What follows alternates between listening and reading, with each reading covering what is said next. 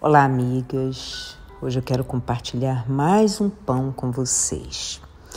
E está no livro de Mateus, capítulo 21, do versículo 28 em diante, que diz a parábola dos 2 filhos. Mas para que você entenda o porquê Jesus falou essa parábola, era uma forma dele ensinar quem é que realmente fazia a vontade de Deus.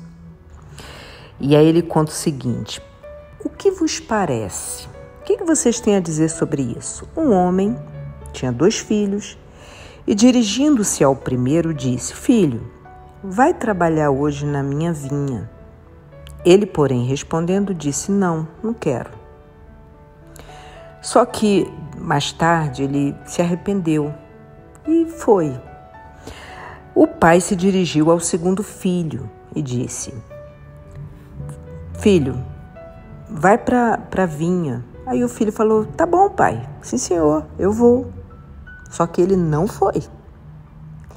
Aí Jesus perguntou para os fariseus: Qual dos 2 fez a vontade do pai? E eles disseram: O primeiro. Disse Jesus: Em verdade vos digo que os publicanos e as meretrizes entram adiante de vós no reino de Deus. Porque João veio a vós no caminho da justiça e não crestes. Mas os publicanos e as meretrizes o creram. Vós, porém, vendo isso, nem depois vos arrependestes para crer. Então, o que significa essa parábola? Os publicanos e as meretrizes é como aquele primeiro filho que não queria nada com nada. Não quero, não estou com vontade, não vou. Mas se arrependeram. Ao ouvirem falar da salvação, eles se arrependeram e se converteram e foram salvos. Já os fariseus é aquele que: Tá certo, Senhor, eu faço, mas é só de boca, só para todo mundo ver. É a religiosidade.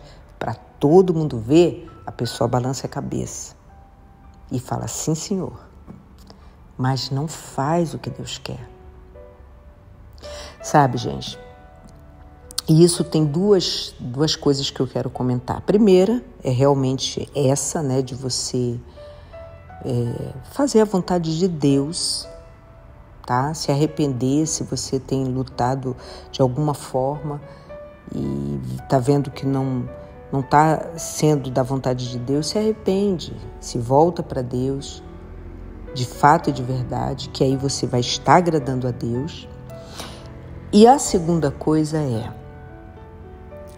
às vezes, é até melhor que você diga que não vai fazer quando aquilo está além das tuas condições, além das tuas forças, do que você se comprometer com tudo só para os outros verem. E não faz. Você balança a cabeça, você diz que vai para um compromisso, você diz que vai estar ali ajudando alguém, fazendo alguma coisa, num trabalho, e você não vai.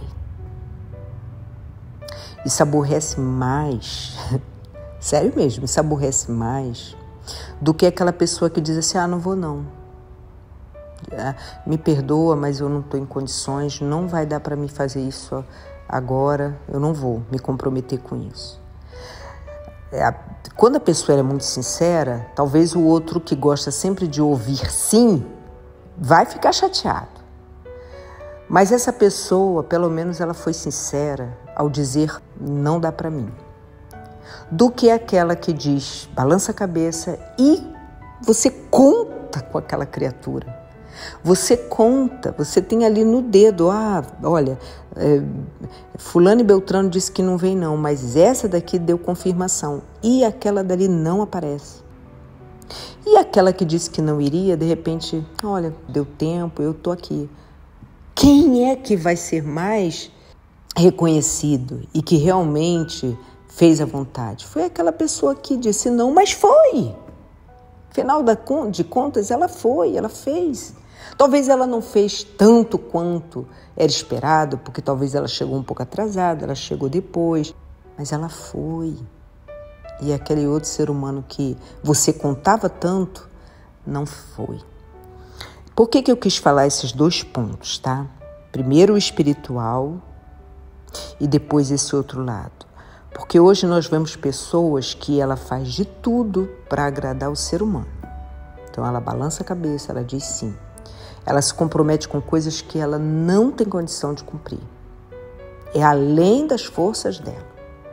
Mas ela se compromete. E quando ela se compromete e não consegue estar, fica pior a situação dela. Pior do que se ela tivesse dito desde o início, eu não posso. Pense nisso, amiga. Nós estamos vivendo numa era de pessoas super atarefadas. Parece que quanto mais comprometida, mais a gente está agradando a Deus. E quando a gente vai na palavra de Deus, a gente vê, vou dar um exemplo aqui que todo mundo conhece. Aquela carta que foi escrita ao anjo da igreja de Éfeso. Era uma igreja muito produtiva, mas muito, mais do que todas. As outras não era tão produtiva, tão eficaz e tão atuante, tão trabalhadora e tanto quanto ela. Mas no final ela foi reprovada porque abandonou o primeiro amor. O primeiro amor não é trabalho. Toda vez que a gente ouve falar sobre essa igreja, a gente pensa que abandonou o teu primeiro amor, que foi as obras. Tem que fazer mais obra para compensar. Não. Teu primeiro amor é a comunhão com Deus, é uma vida com Deus. Você substituiu o teu primeiro amor por trabalhos. Isso é profundo. Você substituiu o teu primeiro amor por trabalhos. Então, às vezes é melhor você dizer, eu não posso, eu não tenho condição de assumir mais uma responsabilidade, do que você dar a sua palavra e você não ir. Você não comparecer. Tá certo? Um beijo, fiquem com Deus. Tchau.